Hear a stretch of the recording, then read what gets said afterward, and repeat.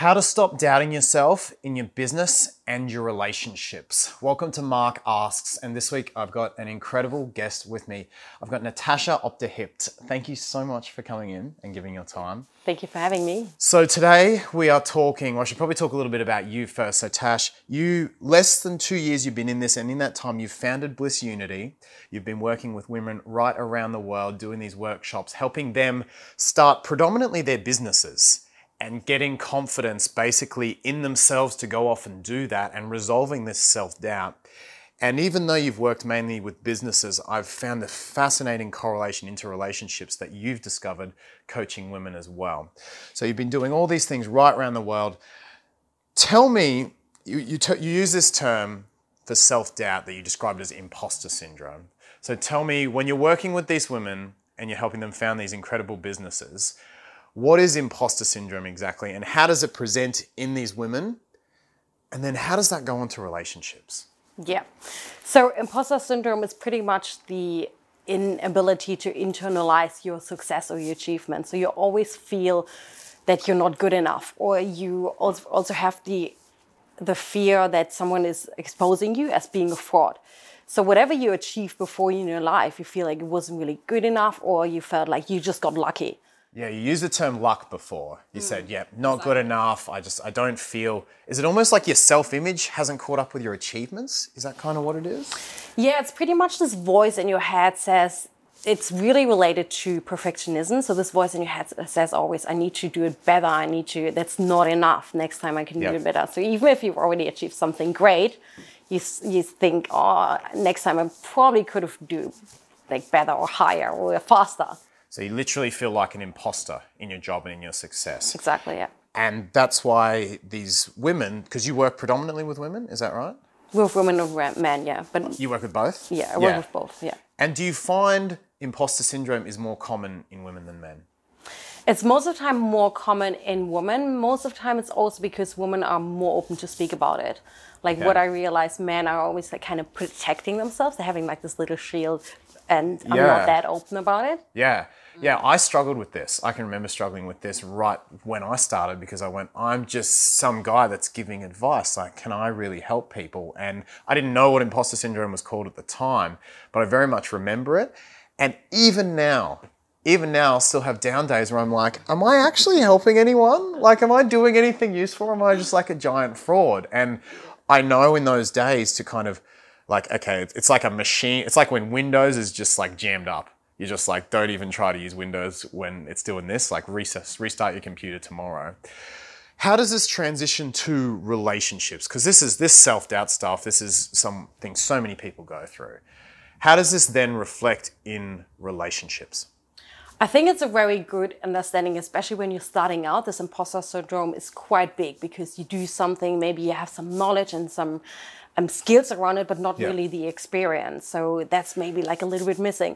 And in the relationship part, it's the same. When you just start to date a guy and you really put him on his pedestal and think he's amazing, but then thinking what he actually sees in you. So why is he actually texting me? Why does he want to want to catch up with you? Yeah, I'm not this awesome. Yeah, exactly. So you're constantly afraid that he's finding out your true self and that you're not this amazing person he thinks you're. He's gonna like expose you. Yeah, exactly. We use the term once they find out in business for imposter syndrome, right? And you were saying that, oh, it's the idea that once they find out I'm not as good as they're like I'm pushing out to be, I'm going to be exposed. And in relationships, it's kind of like once he finds out. Exactly, yes. Once he finds out, I'm not this confident, cool woman who's these things that he thinks I am. Totally, yeah. He's going to lose interest. So if you're feeling like an imposter, if you're feeling all this self-doubt in your business, you want to start a business, or you're in this relationship, you've started dating someone, how do you coach people through this? Like, isn't this stuff so deep? Or what's your process to take a client through this and either start following a passion or, in my case, follow a relationship? Yeah. So I think the very important part is that everyone feels like it. That it's not this thing that you're the only one. And that's really the tricky thing, because it really tricks you in imagining that you are isolated from someone else, that you need to deal with it yourself. But once you realize that everyone feels like that, then you realize it's something normal. And so when everyone is a fraud, like no one really is a fraud. Okay, so everyone feels this way. So, because we look at some people, and I've had this too, like you look at some people, if you're starting, whether it's a nail business, I don't know, a yoga business, any kind of business, a coaching business, you look at some of the people that are online in your niche, and you look at your competition and you go, they're so confident, they've got it so together, they're getting all the results with everyone. Is it natural for us to compare ourselves, and are those people really thinking they're a fraud as well? Like, are they doing that? The funny thing is, like, even celebrities like Kate Winslet, Emma Watson, or like even Lady Gaga or Tom Hanks, they even have this imposter syndrome. Like Lady Gaga. So everyone has this. Exactly. So yeah. Tony Robbins is sitting up there sometimes doubting himself. I'm not as sure well. about Tony Robbins, how he whoever it is, coached himself through it. Yeah. But Lady Gaga says, most of the time, like every single day, she wakes up and thinks that she is this super loser kid from high school. And then she reminds herself that she's actually a freaking superstar and wants to show up for her fans. Yeah, right. Okay. So the first step is understanding that really everyone experiences this, and even the people you compare yourself to. And I was terrible for this as well. I remember not wanting to get started on videos because I'd look at my competition and go, they're so smooth, they're so well presented, like it's so charming in English that it just, what value can I possibly offer to that? And you're saying that actually everyone experiences that, even the top people that you're comparing yourself to experience that. Exactly, and that definitely takes the power out of it. What also, like the very first step is also that you need to become aware that it's just a voice in your head, like acknowledging what it really is. It's just an imposter syndrome. So it's not a fact, it's only happening in your mind. So whatever you hear is just a thought, and the thought, you don't have to believe in it. Okay. And that's really the trick around it. And how do you transition this mindset to relationships? I pretty much think like the same. When you think, oh my God, he probably doesn't even like me, or once he find out, he knows who I really am, he's not interested anymore. And then realizing, hey, it's not happening because he's still texting me, he still wants to see me. It's just the voice in my head. This was a huge jump for me because I came from a big background of social anxiety. You know, there's certain women I'd approach and I'd just be so scared of rejection and would usually self-manifest. But eventually, you know, those women would start talking to me a bit more. I got a bit more confident. Yeah. And I was kind of going, oh God, they're going to find out I'm actually like a dweeb at some point. I'm actually this dork. And then you start to realize as you kind of do grow more confidence and more success, they're as worried as you.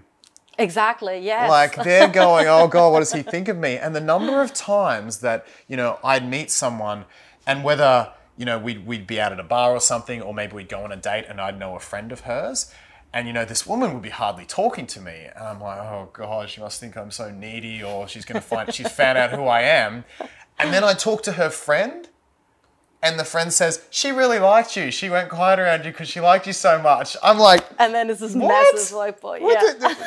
Holy shit, like she's as worried as me about what we each think. Yeah, that's so true. And it really comes back to that everyone thinks like that. Yeah. Yeah. So when we actually start to talk about it and say it out loud and pretty much be a little bit vulnerable around that, we take so much pressure out of it because exactly. Because the main thing is really that you think you're the fraud and no one is allowed to find out. So if you maybe talk to a friend you trust for the first step, you don't need to tell the entire world. That's pretty much like a big step. But tell a friend you trust, like what are those thoughts? So then you really realize that this friend maybe even like thinks the same or tells you that's not true. Yeah, exactly.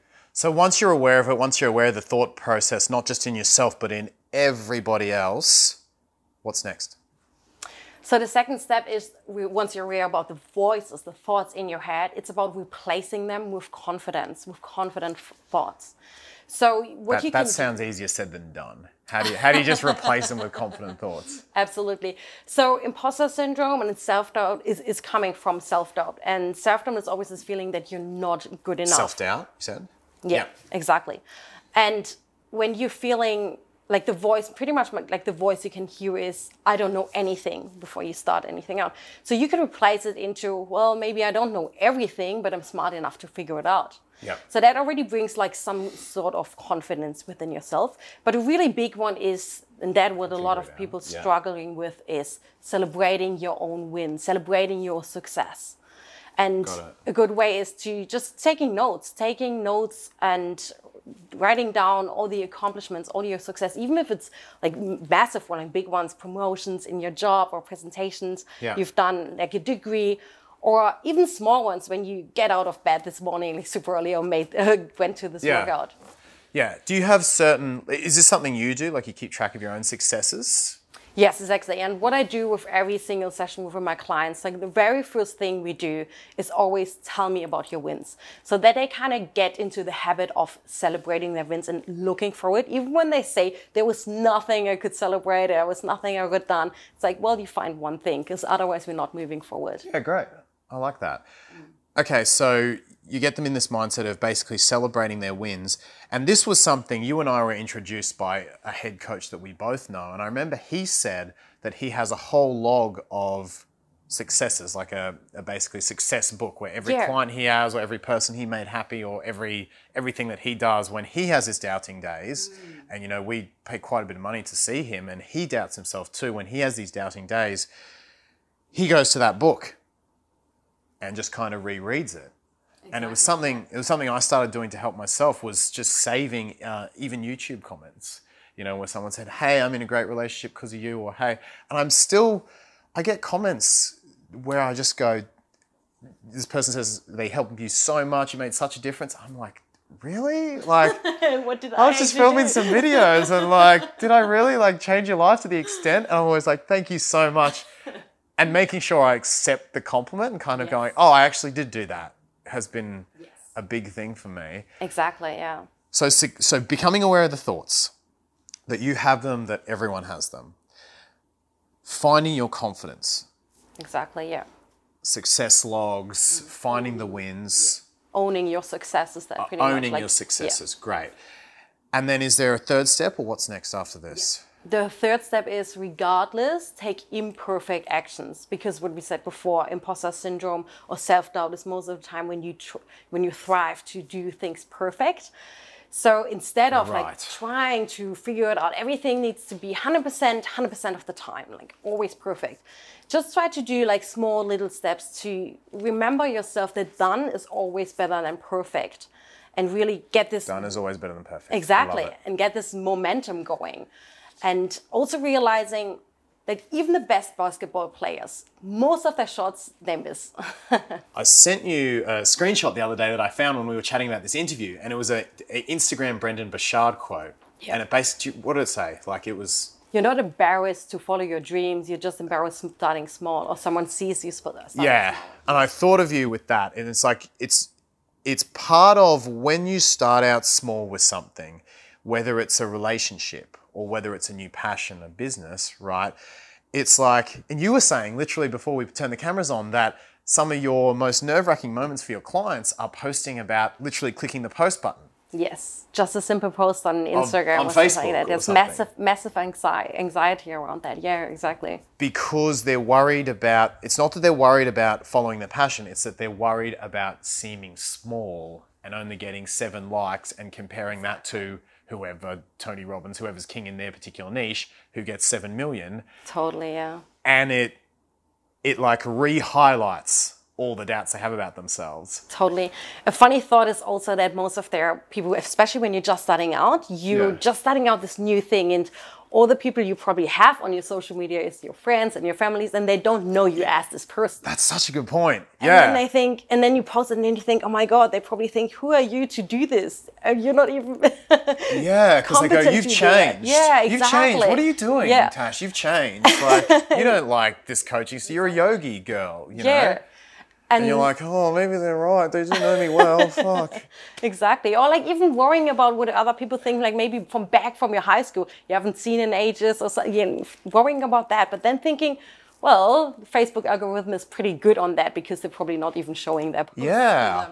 I can remember being like genuinely embarrassed because I was so shy at high school and such social anxiety that I was like, oh God, the people whose last memory of me is the socially anxious person who's now teaching dating and confidence. They don't know me now. And I was like, oh God, what are they going to think? Like, I'll look like a massive fraud to them. Yeah, I can really remember struggling with that. So how do you help women get through this phase where, you know, everyone on their Facebook knows them as someone and then they're trying to change or shift themselves? How do you get them to click the post button? So what I did and what really helped is having this limiting belief, which is pretty much I'm not good enough, and transferring them into a more empowering belief of I am good enough. And I get my clients to message me this belief, like once we worked through this mindset section, to message me every single day 3 times that they're good enough. And like sometimes even with reason, and doing that for 30 days straight. Okay. And that really... It's like affirmations? Exactly. It's like an affirmation with accountability as well, because you have to message me it all the time. And they kind of start with like having an emoji at the end. So for day 1, they get 1 emoji. Day 2, they need to type 2 emojis. So I kind of see the track. And once they forgot to send me this 3 times, they need to start from the beginning. And what it actually did is... Wow. It's always like, because the thoughts or whatever the words you tell yourself are so much more powerful than what other people tell you. And even though you think you're always looking for the validation from other people, you want to hear that you're good from them, but you believe most what you tell yourself. So if you keep telling yourself that you are enough, it actually transmitted into this new thought, because the thought is like a belief is pretty much just the thought you keep thinking. Okay, and that's been really effective with your clients. Super effective, and that's like pretty much the groundwork. But then also, like the next step is, because we don't want to wait like 30 days before you're building up your business or seeing the guy, is taking small messy action. Like don't be... Small messy actions. Yeah, exactly. Like don't be afraid of making mistakes, because failure is pretty much like part of the game as well. Yeah. It's just more being afraid of not doing it at all. Yeah, and that's a big thing I've had to work on with my own clients back into the relationships niche is messy action. You know, we've been taking a lot of women out lately for the channel interviews, and messy action. I've been getting rejected. They've been getting rejected, and just training client, be scared of not taking action, and then reward messy action. Exactly, like taking small steps as well. So you don't have to launch your entire business within this 1 week. So maybe start within this 1 post, or when you're afraid to go jump on camera or on Facebook Live, maybe start with this 1 post, maybe start with an Instagram story for 10 seconds. You know, taking this like 1% shift, like small actions, and then you start to build up momentum. What was a struggle you had and a messy action that helped you get through your own imposter syndrome struggles when you started? I think this quote really helped me, what you said, like, don't be afraid. Like, if you're not embarrassed with your first release, then you release Me too. For me, go watch my first videos if you don't believe me. So for me, it was like, oh my God, I want to get over my first thing as soon as possible. Yeah, I need to get through that shitty one so I can get to the good stuff. And knowing that you get better, and and especially, you know, when you're just starting out and feeling that you're not confident or not good enough, it's because you haven't done it before. But once you start doing it, you get better by the time. You get the confidence with the action. Yeah, great.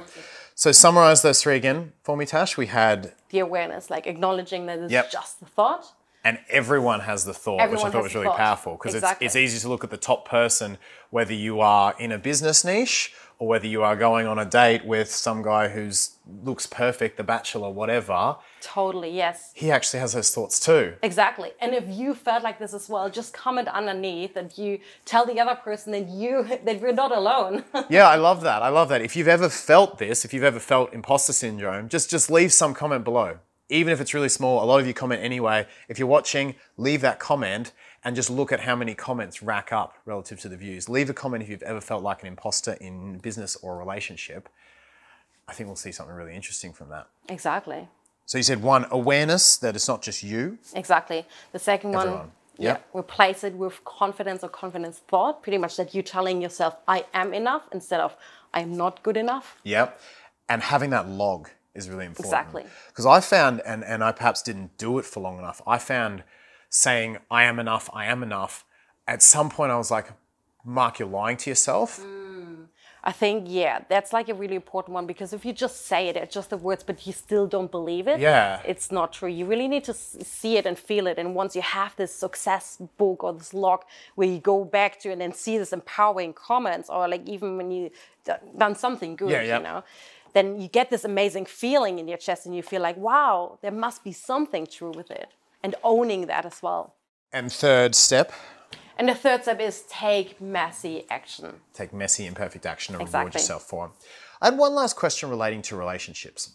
If a woman hasn't had, say, the success, so, you know, if someone's wanting to start a business, they might have had a few successes.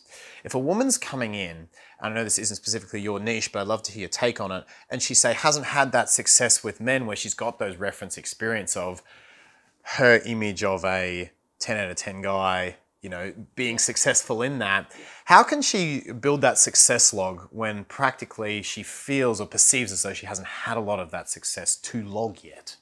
I think it's pretty much just taking like things you like on yourself. So I think it goes back into self-love, to building up the confidence, the core confidence within, like that you really start to fall in love within yourself. So once you realize how awesome you really are and how unique you are, that's something you radiate outside, and then you attract those guys. Yeah. I have clients write a list of 100 things that they'll bring to a man's life. Yeah. And it's amazing how many will get to 15 or 20 and be like, Mark, I've got no more. I'm like, you're going to sit there until you get all 100. Exactly, yeah. And yeah, they really start to go, oh, I do have gifts to offer.